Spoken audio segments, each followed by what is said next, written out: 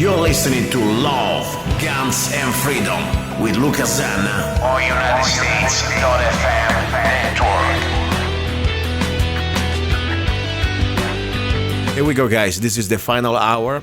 This is the final part of today's show on Love, Guns and Freedom. Normally I talk about love, but today I really believe I want to use every second of the show to try to share this message. We are really in a state of emergency. I believe that. This is happening now more than ever.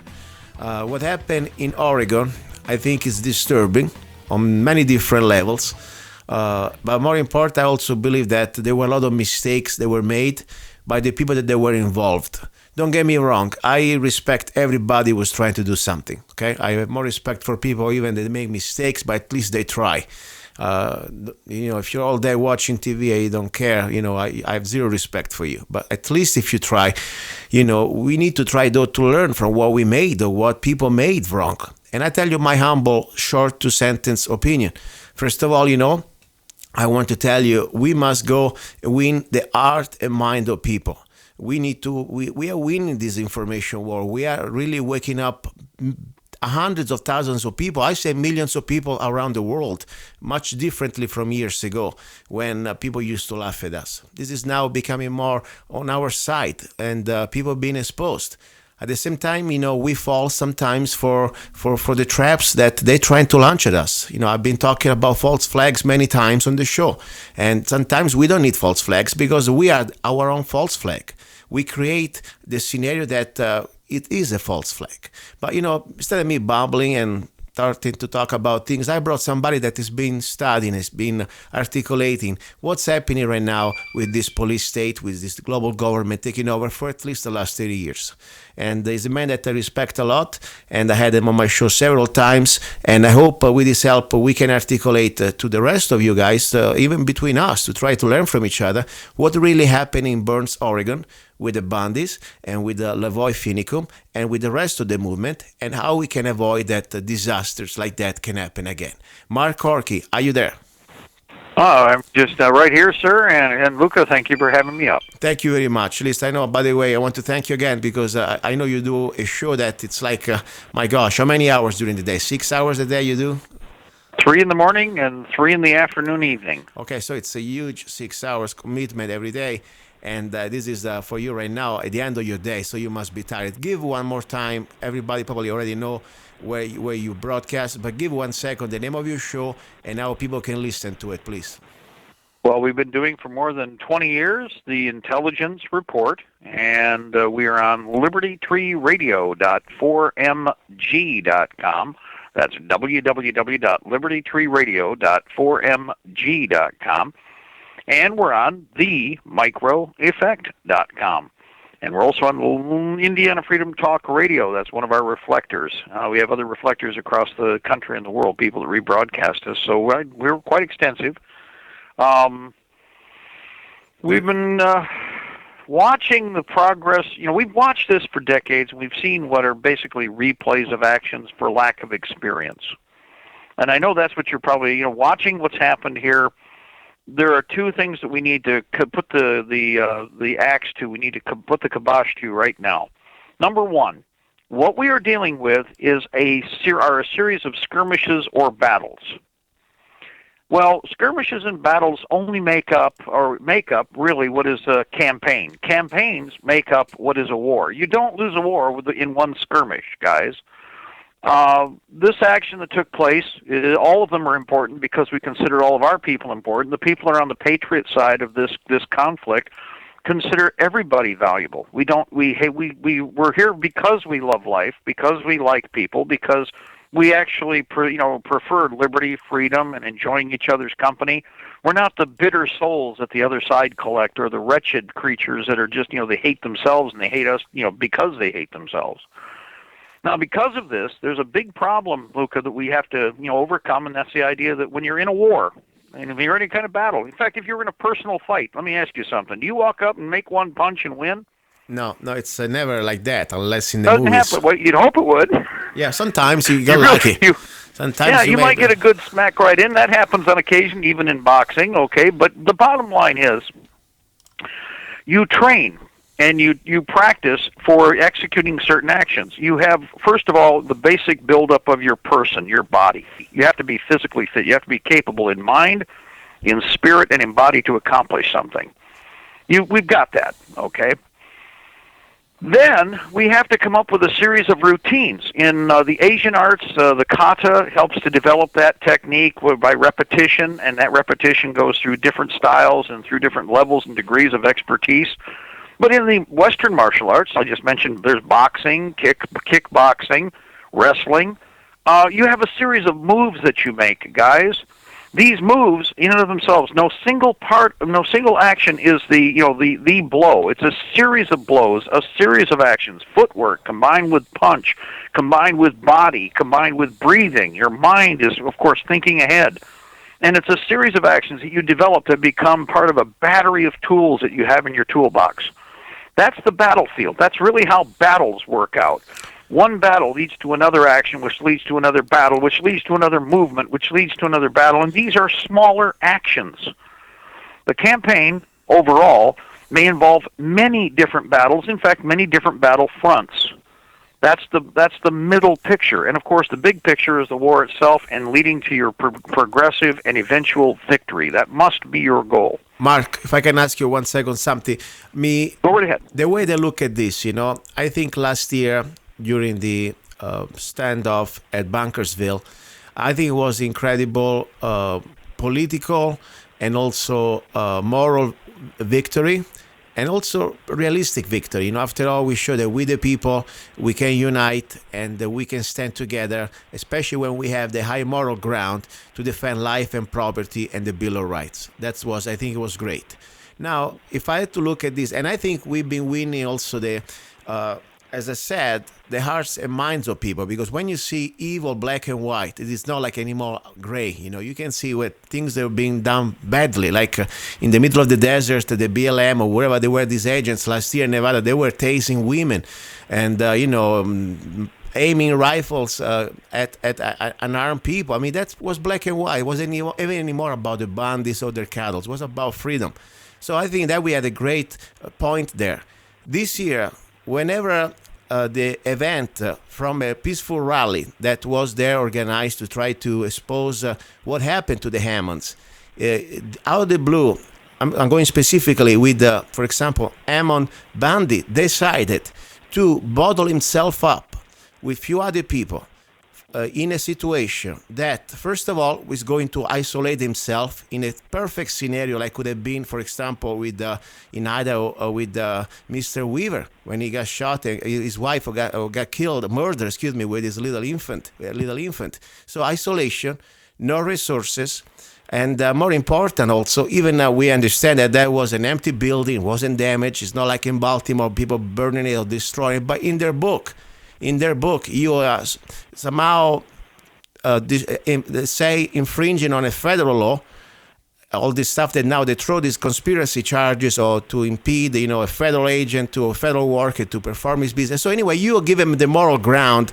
and the legal ground to come after you full force. I believe that at that point there was a very inappropriate move.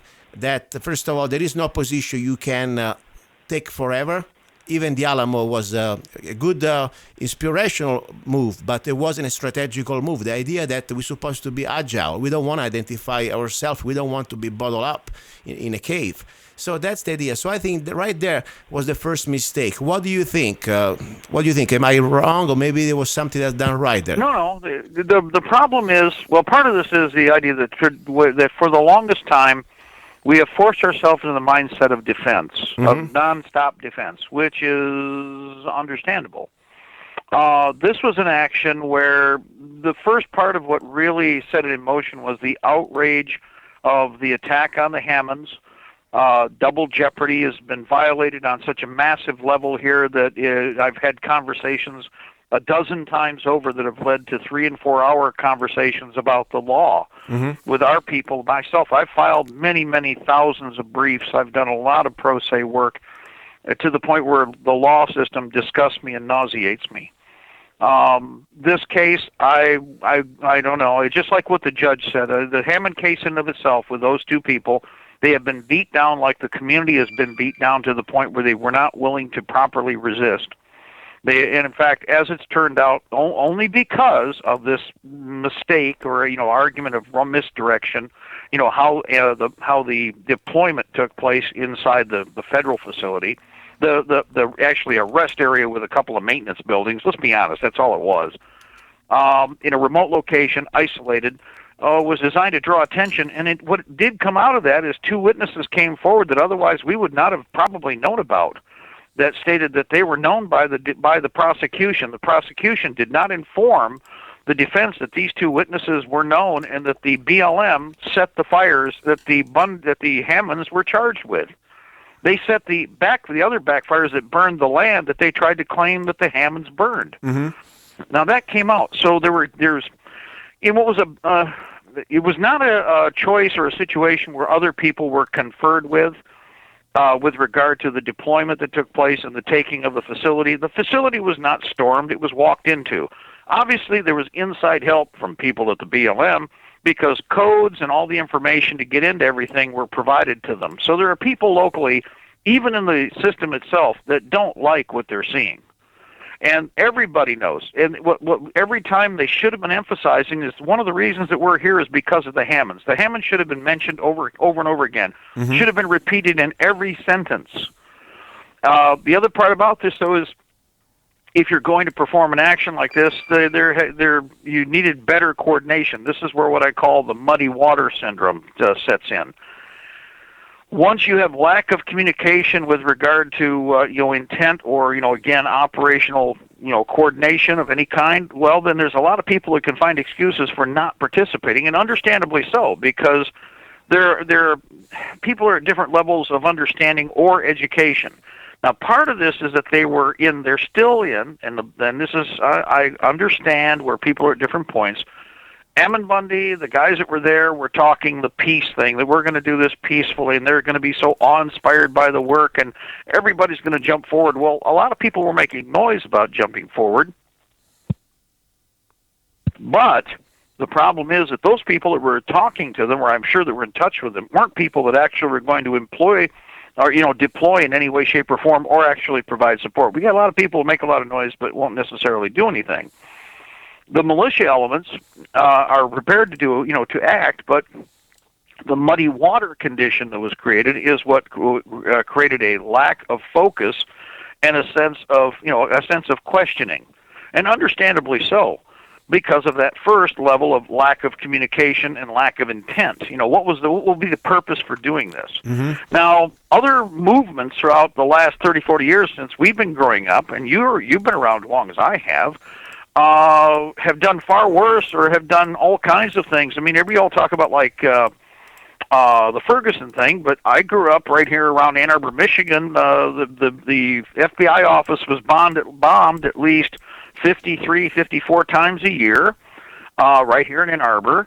Government buildings were taken over with people with arms. I just pulled some pictures up. The Black Panthers took over a dozen different buildings, and they were all gunned up.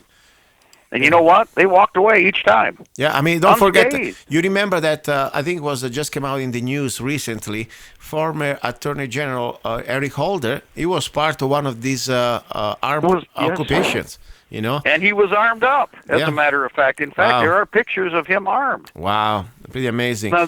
Now, so you see, one of the problems we got here, people, is our side are too busy. Now, and I'm not, again, everybody's at different levels, but our problem with our point with our effort, is that aggressive countermeasures to, again, start to take back real estate is something that we aren't really used to doing.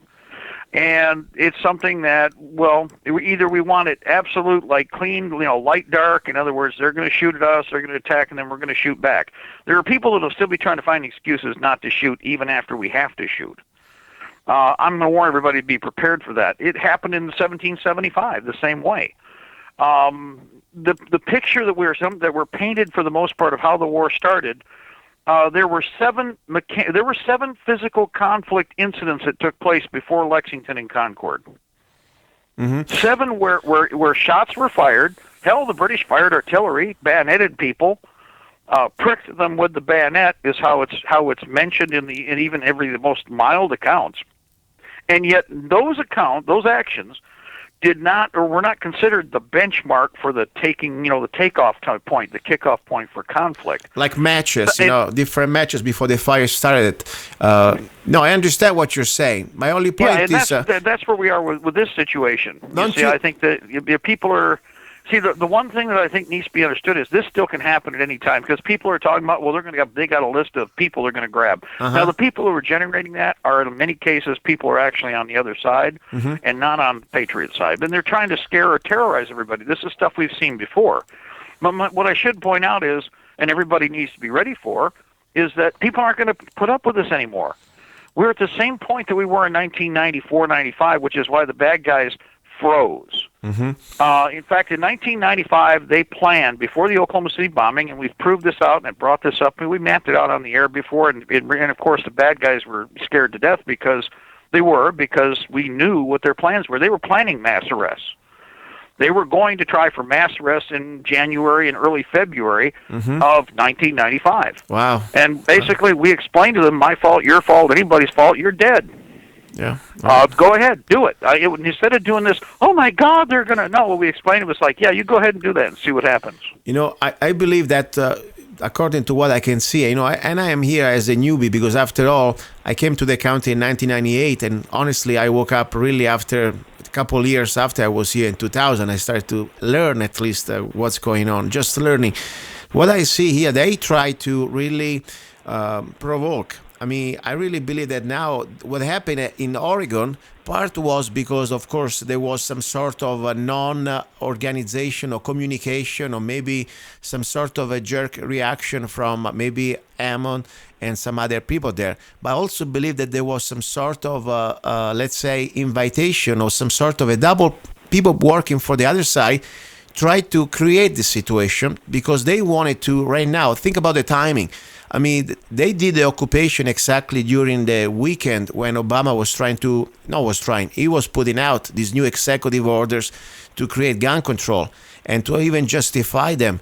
And at the same time, there is a lot of attention towards important things like, finally, even, of course, I don't know what's going to happen with people like Clinton. Finally, it seems like we are exposing more and more their crimes. And they don't want to go there and keep talking about this, or at least keep exposing them. Right now, they need to create this sort of almost case for martial law. I really believe that they are pushing it. Like I believe there were people between in this standoff that they were, and the people that said they were. There were people that they were working for the other side, and they were trying to exasperate it because I didn't see any type of real end game. Positive end game. When you took over their place, you have no food, you have no people, in the middle of the winter, in the middle of nowhere. What do you expect? They're gonna come after you and they will show you who's boss. They came with all these armored vehicles with 200 people or 200 more federal agents, and they want now to have an excuse to go after everybody just because we talk about this. I'm here today on the show specifically because I want to show I'm not afraid to speak. I'm protected by my First Amendment, and I don't care.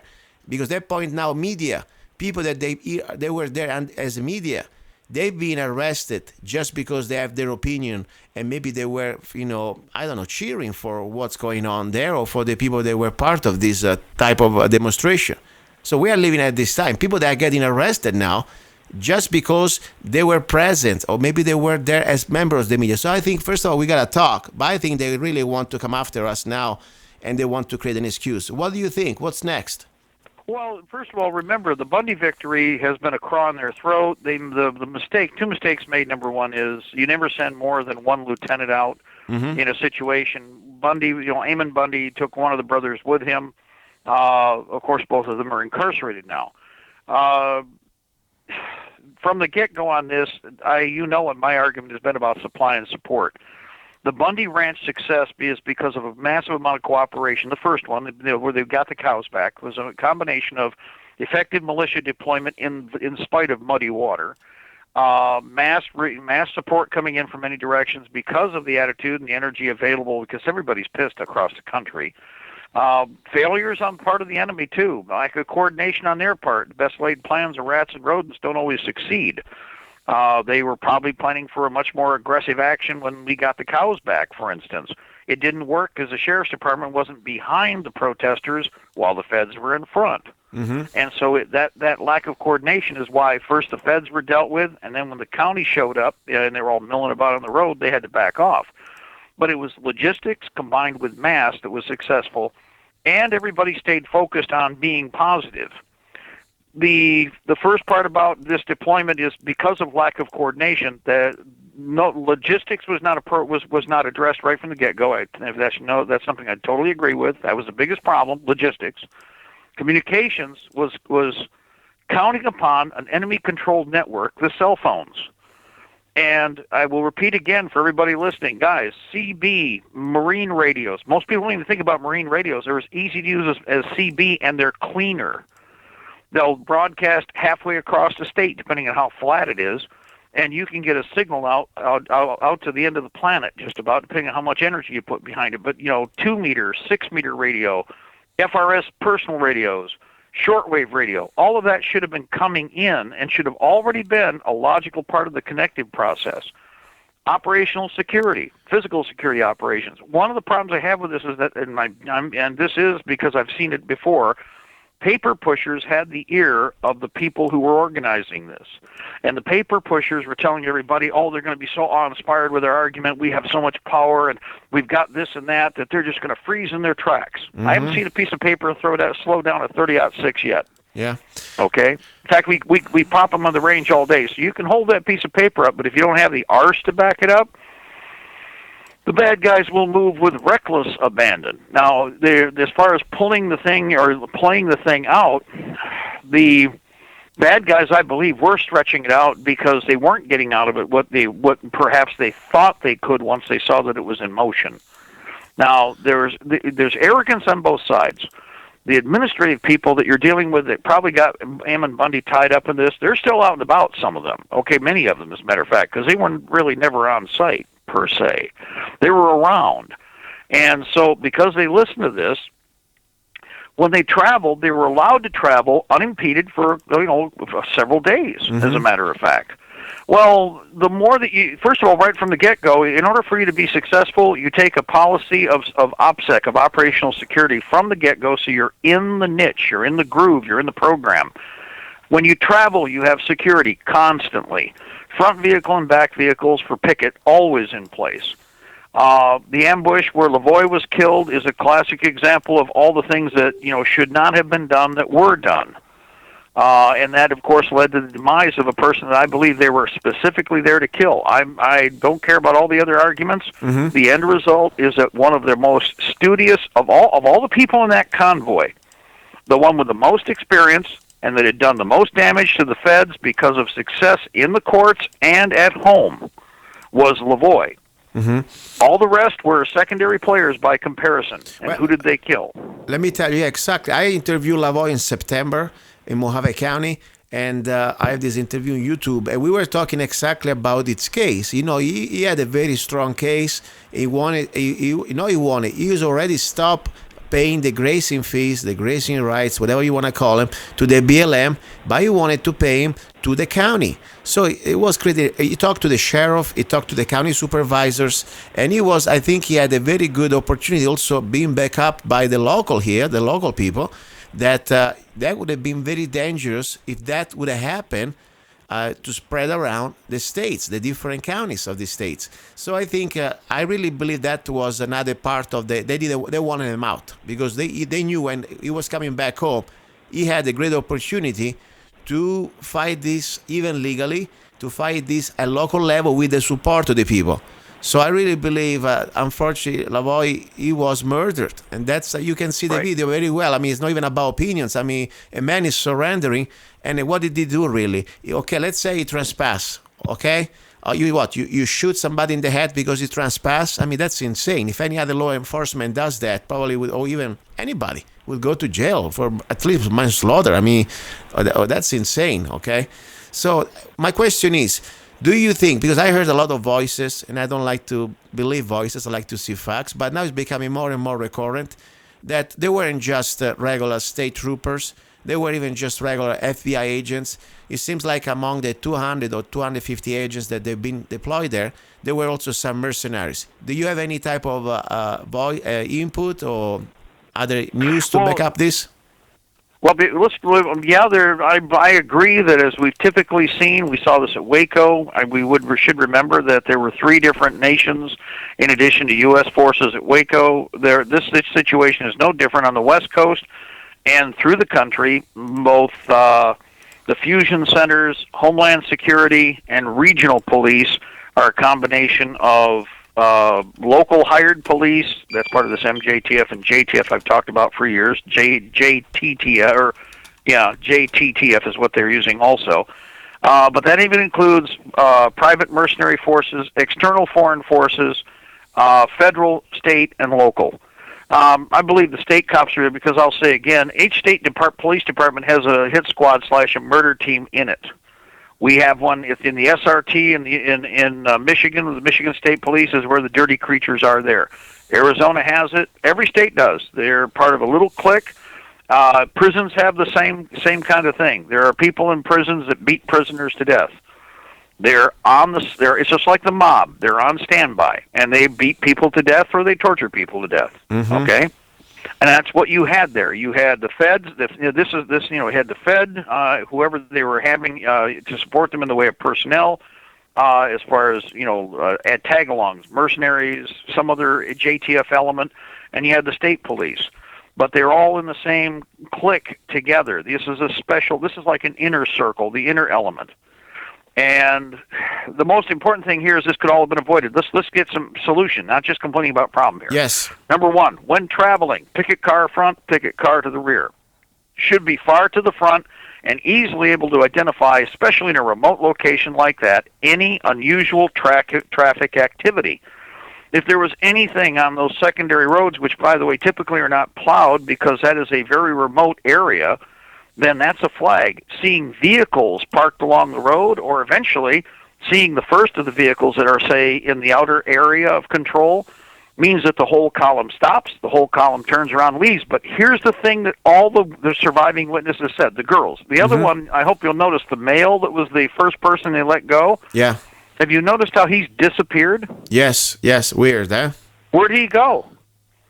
That's a good question. Okay, he appeared out of nowhere. He gave virtually a speech that was written. If you look, the character that tried to tell you that everybody did, he virtually repeated what the government told him to, well, actually what the government said to the news media. Yes. And then he had to say he didn't see any of it. If you look, he was reading off of the computer. Yes. He only looked up at the computer screen once. If you zoom in on his eyes are tracking and reading a statement. Yes. He's disappeared, but the 2 women are credible and relatively intelligent. In fact, they did a very good job, considering the situation they were in, of reporting facts. Well, the bottom line is, while they were inbound, their phones went off. All of their phones. Mm-hmm. Now, the witnesses stated this, if you pay attention. So, guys, the cell phones, don't counter them. Use them as an add-on. In other words, for as long as they run, figure you'll use them. But remember that they are totally controlled by the adversary, by the other side. Now, one of the things to do is make sure you constantly have 1 or 2 cell phones running with the Scout front and the Scout rear, and they don't have to be hooked to anything up other than just, a constant music feed or something away from the area. If they go off, it's because of the shunting technology that was deployed with the field unit there in the ambush area. The ambush area has a null broadcast. They're pirating up all the 800 signal, and they're shutting it off. They're knocking it down. It doesn't get away. It's like a mini portable cell tower. Okay? Mm-hmm. Yes. Everybody's heard about these. Well, they're nothing new. They're as old as radio. Okay? So as soon as the cell phones go off, bingo, kids, you got a problem. Now, if you have a car a half mile or a mile full ahead of everybody else, then they should be talking via CB, Marine Channel, FRS, whatever other radio technology is local radio. And immediately if something happens, then they give the signal. If nothing else, they stop. And they immediately back out of the area of activity, turn and move towards the main body that you're protecting.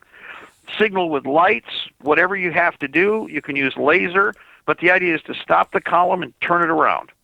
move away from the contact point. Now, you may still have a mobile threat, but remember, you've just changed it from a kill zone event, which you've seen this. One beautiful thing about this, it's bad. This is a bad situation. But one beautiful thing, guys, they gave you an aerial view of their activity. That's true. That's very true. I hope you're all using it. I hope everybody's debriefing people and explaining, now, what would we do under these conditions? Well, first of all, we don't get into the kill zone. Mm-hmm. Okay? Remember that. Don't get into the kill zone. The way you do that, your picket cars need to be lighter, faster, lightly armored if you could. Pickup trucks that are a little better, a little squared away. Could be you could use them as dam busters too and go the other direction. Go with an 8-foot bed, crew cab, biggest 3/4 ton, pickup truck you've got in the fleet with a push bumper, and radio it up. The crew cab means you can put the radio gear in the back away from the front seat where the driver and the other observer are. And you can stay in touch. You're up there in the front as the picket. Whichever you choose to do, it has to have all the radio equipment to get hold of everybody else to the rear. Here's another thing. Radio communications to your base of operations, which means a major separate radio net, separate from whatever else you're using for your travel convoy use, either a different frequency and preferably a different radio to call out immediately that contact has been made. That way the message gets out. They're not in a vacuum. You're not caught off guard. Now, the problem with what happened is and this is where we get into are we in a battlefield situation yet? Or do we think, or have we talked ourselves into the idea that we're like Gandhi and we'll be peaceful and the other side will be nice and they'll be so awe-inspired with our peacefulness that they don't do anything? Well, they killed Lavoy, and he was doing the peaceful thing, wasn't he? Yeah, I mean, that's one part of lesson I learned, I tell you, I mean, that for me was the most disturbing things, but also reality check. These people, they're here to kill. No, they seriously, they knew very well. This man, I mean, first of all, it was a setup. We know about the semi-automatic. Lavoy, I talked with several people. He never even knows how to use a semi-automatic. All he had some revolvers, so we know very well. And the video, even if it's, of course, they don't release yet, we want to see the camera that were on the ground. But even just watching this video from the drones, everybody can see very well. This man was shot the first moment that he got out of the car. Okay, and for a moment he was bending over because they shoot you in the belly. Yeah, I mean it's normal, but they murder him. So that for me was devastating to understand now. Wherever are these devils that they act like law enforcement? For me, they're worse than the criminals because at least the criminals you have a fair, you can shoot back. And instead with these people they think they are the authority of God, and they're going around. And they kill you cold blood. So I think it was very, very serious. And I hope we can learn from that. I'm very saddened, but that was what we can see. It's very tragic reality. But he was murdered cold blood, and he was surrendering. So everybody can do their own deduction. I'm not telling people what to do, what to say, but this is the reality, what happened to this poor man. Go ahead, Mark, please. Well, one of the things, okay, first of all, real quick here. Again, precautionary travel is most important. Don't get lulled into a sense of comfort, especially when you're in a deployment situation. I don't care what it is. It may be training. See, training exercises. Let me give you an example. Why is it we're going to a training exercise? Why aren't we taking it seriously? Every element, every minute of what you're participating in a training operation should not be any kind of, giggle, ha-ha, or fooling around or taking it semi-seriously. Yeah, I agree. Practice what you preach. That's the first rule. Practice, practice, practice. That way it becomes second nature, especially signal communications. Now, if that had happened, they would have completely avoided that particular part of whatever was planned for that night. In fact, it was the most critical event, which was their benchmark for what they considered the watershed towards a counter-strike against everything that was going on up there. Having foiled that, but being able to detect it, would have changed completely the battlefield or their options. So this is why, again, no matter what we're doing, we're protecting the core. If you have a bunch of people and they're going to be moved, this could be casualties, this could be wounded, this could be family members in an evacuation situation. Guys, think of all the other things that could be in the center there. In this case, it was Ammon Bundy, and the girls, and Lavoy, and whatever, and other people, a lot of other people. That core should not have been traveling on its own. I would point out, too, that had... See, here's the part where Mark is going to be really explain to you what kind of hard mean you're going to have to be. I want you to watch where they stopped his truck. Lavoy was being too nice. You want to know why? I want you to take a look. When that one skank ran from where the roadblock, where he was behind the truck, he ran in front of Lavoy, and Lavoy avoided him, which is why the truck bogged down. Mm-hmm. Now, you look at that carefully. Had he done, and I'm going to tell you, I was trained as an offensive driver. I know exactly what his intent was, and he would have succeeded. He could have slid along the side of those vehicles and would have still been able to get back on the road. Mm-hmm. Because he was nice, that character was able to put bullets in the vehicle in the kill zone and, of course, help to shoot Lavoy. Mm. Now, instead, if it had been me, I'd have put that fool right under the truck and dragged him 100 yards under until he was 3 inches thinner, and he just slid off from underneath my catalytic converter. Because if he had not pulled off the way he did, the roadblock would have been ineffective, and he would have been out of that kill zone where the planned fires and multiple shooters were located. You take a look at that. Now, evaluate it and look at the distances. Take a look at how he turned the wheel to avoid that character. And because of that, now I'm just saying in general, I'm talking about, guys, your life's threatened. They've already fired. Here's the other part, and we have to really emphasize this. Guys, there's 3 minutes worth of video missing from the video that they did. Why? Exactly. Right? They were shooting on the side. There's 3 minutes. There's 3 minutes missing at the beginning because that's where the Payne got out of the vehicle. Where originally they shot at them. Yes. They already were being shot at, and they had to edit that out, and nobody's focusing on that. That needs to be the emphasis. You're in the truck. You put your hands out the window. Hey, we got women in here. Bow, bow, bow, bow, bow, bow. What are you going to do? Figure they're going to stop shooting? No, unfortunately, it is very true, and people don't know it because they took it out of the video. Yeah, but you can see anyway. You can see when they are trapped into the car. You can see on the right side of the car there were bullets flying all over the side of the truck. I mean, well, I'm talking about this is at the very beginning where he takes off and goes down the road. Yeah. There's 3 minutes missing, and it's not the very beginning of the long version. Mm-hmm. But where they're stopped, there's 3 minutes it disappears. Well, I would point out, how did Brian Payne get out of the car? Yeah, he got out of the car there, and that's where they grab him. In fact, tonight, a still picture from another direction shows him where they got him on his knees, handcuffed. Yes. Okay, we're in the vehicle. Lavoy is gone with the truck already. Okay, so what we have is a situation where they wanted to make it look like, oh, he just drove off for the fun of it. He just went crazy, and that's what we need to emphasize from our side, because again, the timeline shows you there's 3 minutes and some odd seconds missing. What happened in that long stretch of 3 minutes? Well, they were fired upon. They shouted out to everybody, we got women in the car, we got women, there's women in here, let the women out, let the women out. They put their hands out, Payne put his hands out, they shot at him. Yeah.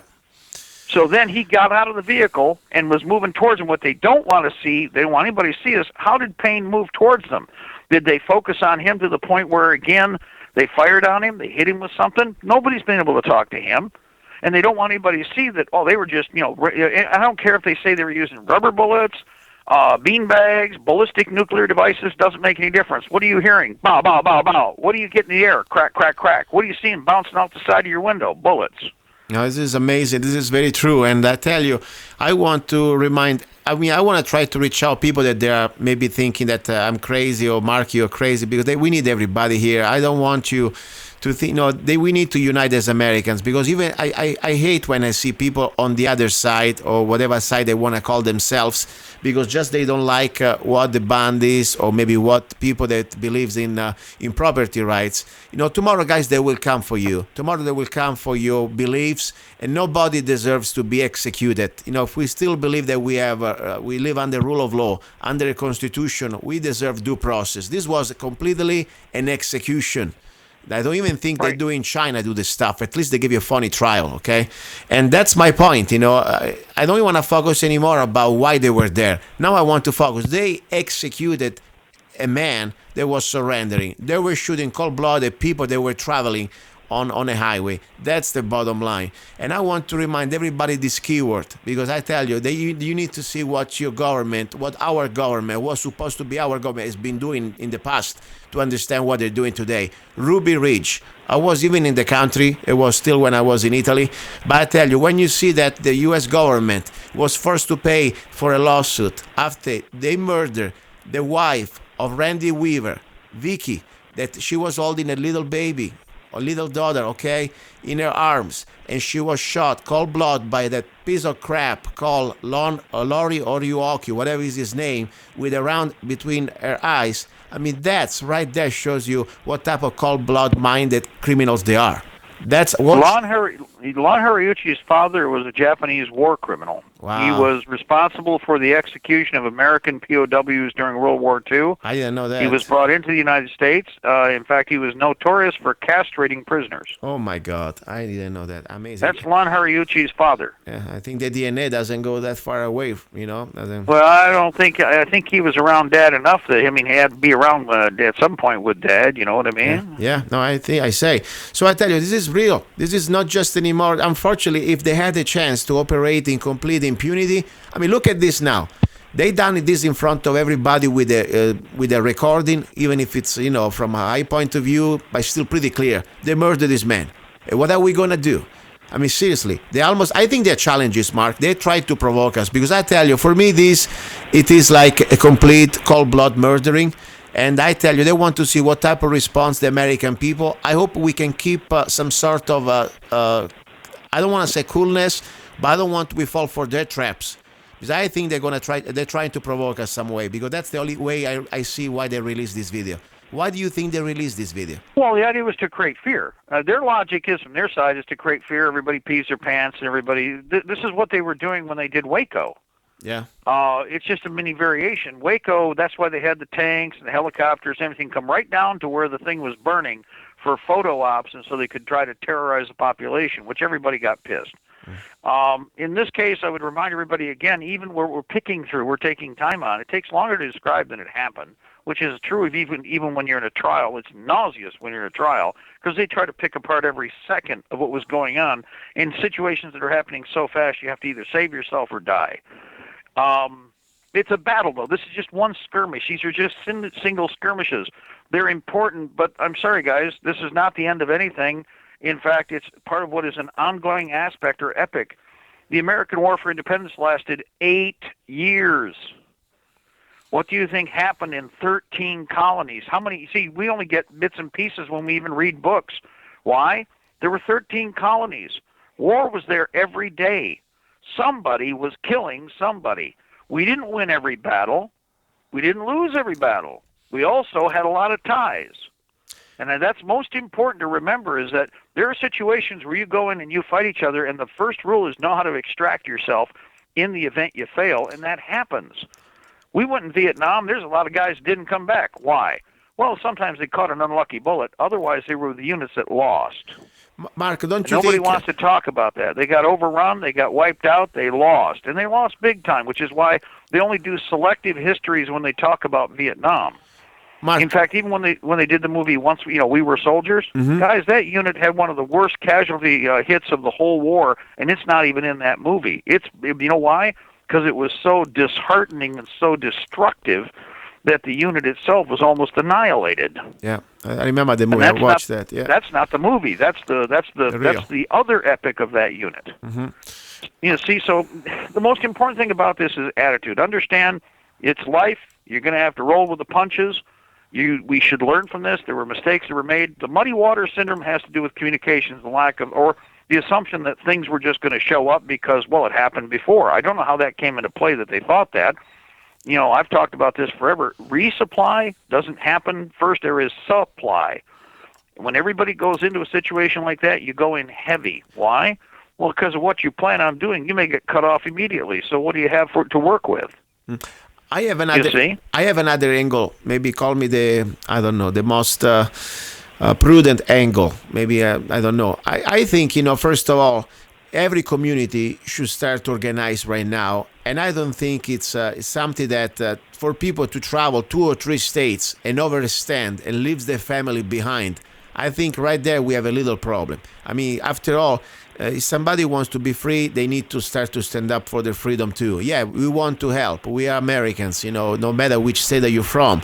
But at the same time, if you go in an area that 50% of the population work for the federal government and they don't even want to talk about these things, I think it's time to maybe organize your own community where you live and be prepared, because no matter what, they will come after us. The point is, they're already coming after us. So that's number one. I think overstretching and going in territories that you don't have the numbers, you don't have the people, don't have the power base. Yeah, that's right there. It's dangerous. Out of their books, Mao Zedong, guerrilla warfare. You must have the support of the population.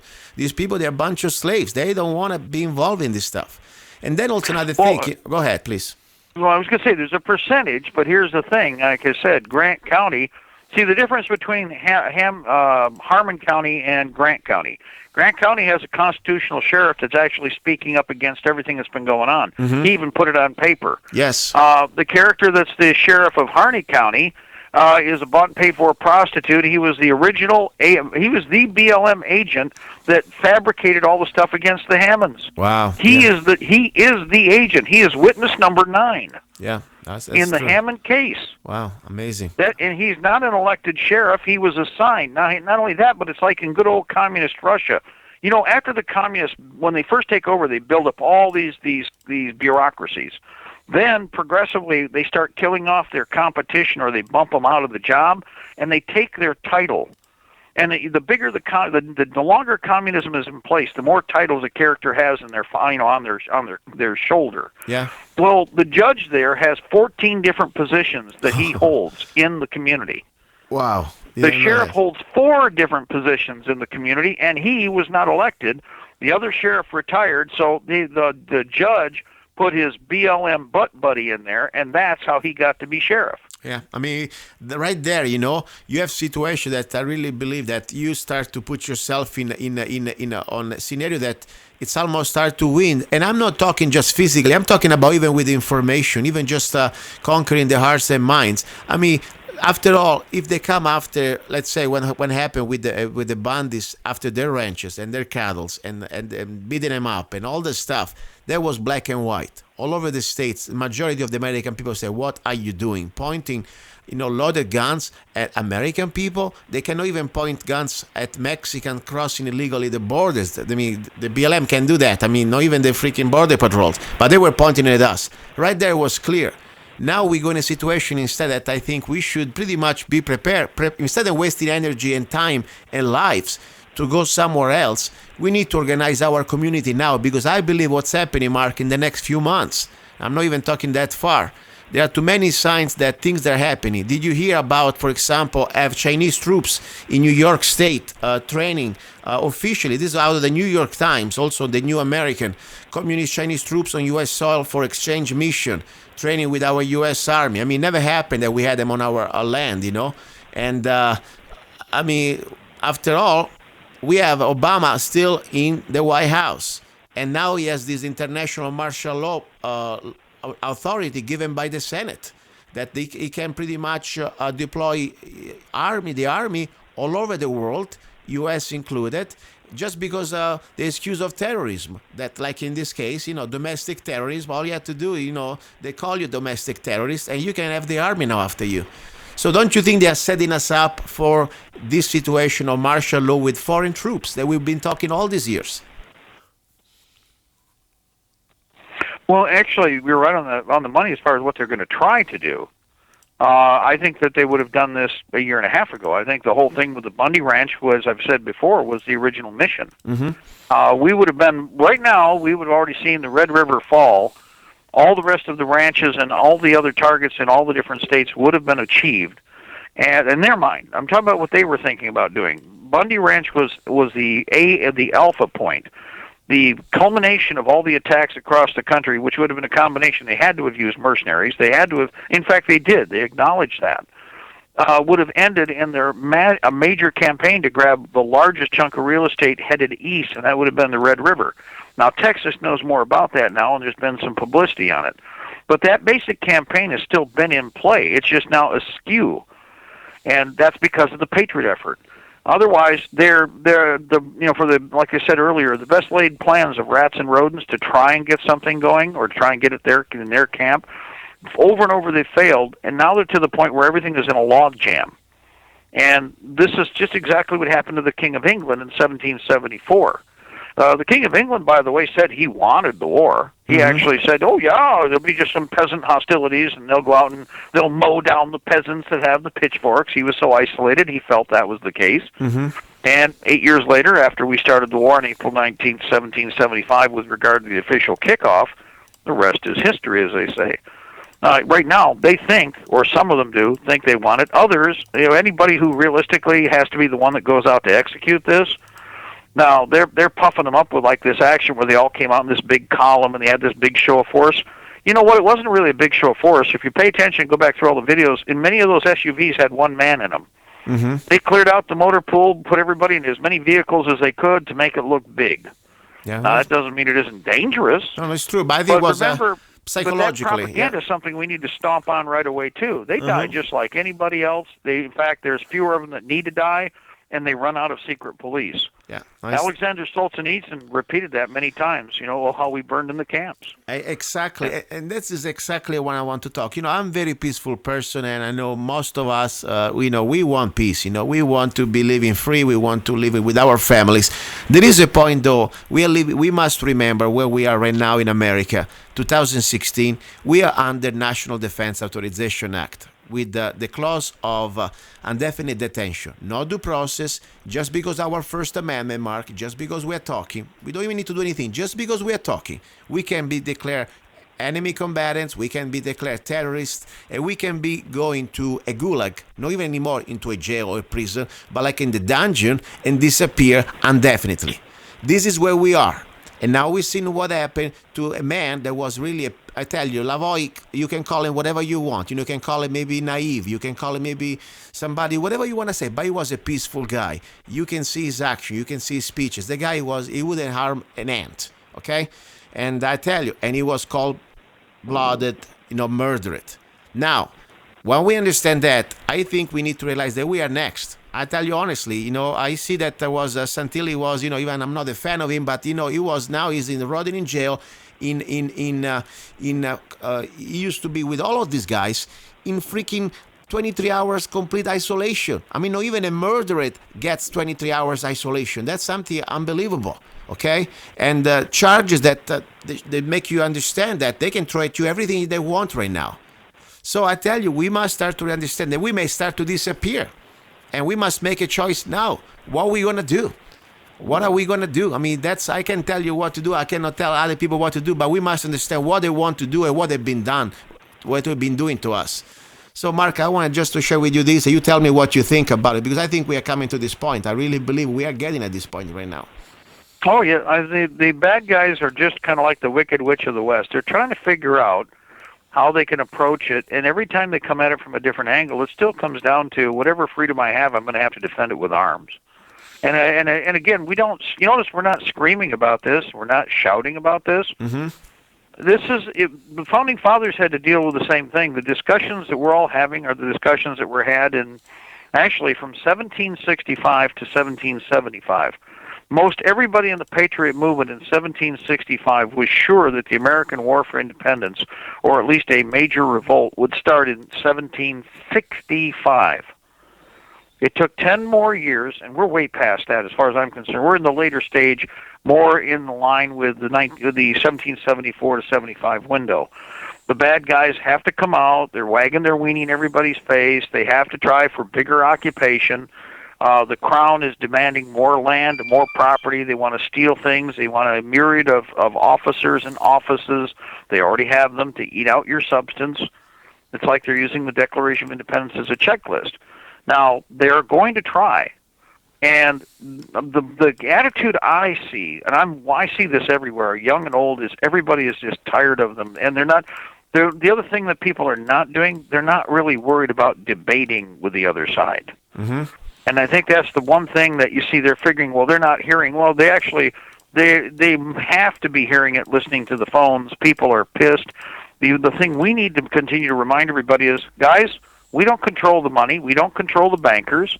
We're not trying to take you overseas into a foreign war you have no business getting into. We're not going to steal your property. There's nothing you have that I am interested in because I have my property. And reason I'm in this is because I have a common liberty interest. And I believe that I have a right to what I own and to my life's time. Now, the other side, they're control freaks. They're into this, they must own everything, or they like to take from you what you have. These are all justifiable reasons for defending yourself and waging effective war against an enemy that otherwise plans on murdering you. Yeah. And it can be slow or fast, but it's an unjust taking of time. Yeah, and we're way past it. I mean, we really. No, I agree with you. List. If we go through the list, if you go through the list, as you said, of the Declaration of Independence, our founding fathers probably they are throwing up. I mean, come on, how long did you let this happen? And it's sad because we could have stopped that probably 70, 80 years ago peacefully. When people start to understand 1913 we were taken over by a private cartel of bankers, we should have stopped it there. But regardless, now we are where we are. And I tell you one thing though, if this is my humble, probably 2 cents opinion, I think we should now, every one of us that we've been vocal, we are vocal, we show our beliefs. We don't need to give them any opportunity, any excuse, because all they're looking now is for excuses to legitimize their criminal actions. And we always want to have the moral ground. For example, I don't say that we need to weigh them in our homes, because we already lost. If we are at our homes, it's already too late. But the point is, we don't want to go in their traps. We don't want to go there on their ground. We don't want to go there where they set the rules. We set the rules. For example, you come in our counties, you come here without a warrant, you come here, try to confiscate people's property. I hope our sheriff will be with us. If it's not, we will be with each other. And at that point, I think it's black and white. We have the moral ground to defend ourselves. But when you start to cross state lines, you start to go on properties, even supposed to be our property, because after all, I don't understand why every time it's federal, there is no more Bill of Rights, belongs to them. But regardless, that's the kind of this little magic land. Let's not go there. Let's stay where we are, on our state or county properties, and let it come to us, and let them make black and white who the bad people are. Don't you think maybe that's the time to play not defensive, but at the same time steady, but don't fall for their traps? Mark, one more time, give your website, and I give you the floor the last 60 seconds, whatever you want to say. Very good. Again, www.libertytreeradio.4mg.com. That's libertytreeradio.4mg.com. Guys, Luca's got the right idea. We have to come together. We have to act intelligently. We are the thinkers. We also need to respond, not react. It should be a matter of standard operating procedure, but you need to develop communications. You need to develop operational security.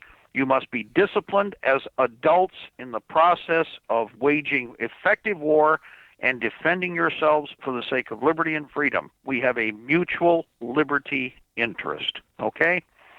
Everybody out there, we're on the same page. Everybody has a few different ideas. You know what? There's 48 states. You're going to be real busy out there, and I may never see you. We may never see each other again for 6, 7, 8 years, guys. We'll be too busy in our own neck of the woods dealing with our problems. Get ready and be prepared to do just exactly that. Thank you, Mark. You're always an inspiration. I always appreciate your time and your friendship.